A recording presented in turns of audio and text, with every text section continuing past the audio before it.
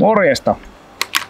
Tämän kevään ensimmäisiä esittelyjaksoja ja tällä kertaa meillä on esittelyssä tämmönen punapistetähtäin kuin Leican Tempus.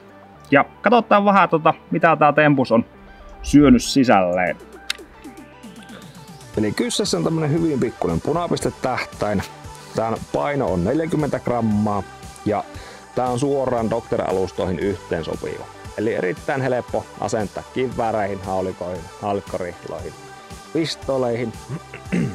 Ja tämän laitteen mukana toimii tämmönen sadesuoja, mikä lähtee tästä päältä ylöspäin nostamalla pois. Niin tää laitteen koko paljastuu tältä altaa.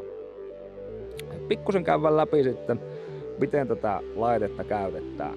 Eli ensinnäkin tältä oikealta laidalta löytyy tämmönen patterikotelo. Ja se kotelo saadaan auki tämän laitteen mukana toimitetulla avaimella, josta vedetään tuo kotelo auki ja sinne menee semmonen nappiparisto. Sillä nappiparistolla tälle laitteelle saadaan 250 käyttötuntia, eli helposti pari syksyä menee samalla paristolla. Sen lisäksi tältä toiselta laidalta löytyy tämmönen plussa ja miinus, josta tää tähtäintä hallitaan. Eli 3 sekuntia kun painettiin plussasta, niin tää tähtäin menee päälle ja taas sitten 3 sekuntia miinuksesta, niin tähtäin menee pois päältä. Sen lisäksi näiden nappien takaa löytyy 12 eri kirkkasasetusta, eli päivänvalon ja hämärän suhteen niin voi sitä pisteen kirkkasta säätää. Ja itse tähtäin tässä on, tai piste on 2 moan kokoinen, eli tarkoittaa 2 kulmaminuuttia, mikä tarkoittaa, että se peittää 100 metrin päässä 5,8 senttiä. Eli sen puolesta helposti pystyy vaikka teere ampumaan 150 metrin tähtäimen läpi.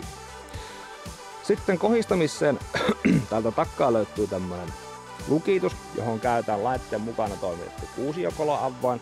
Siitä käännetään tuo lukitus auki ja sen jälkeen päästään kohistamaan. Täältä päältä löytyy niin ikään kuusiokoloavaimella säätö ylös ja alaspäin. Ja taas toiselta sivulta löytyy vasemmalle ja oikealle. Ja itellä tää on tämän talven ollut niin haulikkorihlan päällä ja siinä osoittautunut erittäin käyttökelpoiseksi. Eli niin tuolla ilves- ja kettujahtiloissa, kun ammuttaa hattuvaran tiukalla pikkusen pitempään matkaan, niin tämän pisteen kautta on helppo nopeasti löytää liikkuva maali. Ja niinkin pieni maalitaulu kuin kettu, niin se alkaa olla aika hankala tuonne, sanotaan kun se on 60 metrissä, niin haulikon rautatähtäimien takkaa niin saadaan tähättyä laukkausta. Mutta punapisteen avulla niin se onnistuu erittäin nopeasti ja helposti. Sen lisäksi ilvesjahtilassa käy niin hyvin, että koirat saa ahistettua ilveksen puuhun, niin pisteen kautta on helppo luotipiipulla se tiputtaa sieltä alas, eikä niin sen takia niin tulee kaunisten trofeissa ylimääräisiä reikiä. Ja kun koko on näin pieni, niin se ei tee haulikkorihlakaan yhtään niin lisää painoa. Sä oikeastaan ei huomaa ollenkaan siinä.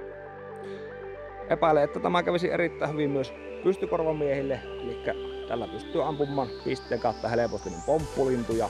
Ja sen lisäksi niin sitten jos se koira saapi se ukkometon haukkuun, niin se voi tiputtaa pidempäkin matkaa luotipiipun kautta pistettä käyttäen. Sen lisäksi karhulekan päällä niin tämä sopii kyllä erittäin hyvin päivänvalossa tapahtuviin ajojahtitilanteisiin, niin peura kuin kaurisjahteihin, ja jos tykkää käydä vaikka niin ulkomailla, niin villisikajahissa. Kannattaa ehdottomasti tutustua, jos olet tämmöistä pistettä vailla. Ainakin itselle tämä on erittäin toimivaksi todettu tähtäin.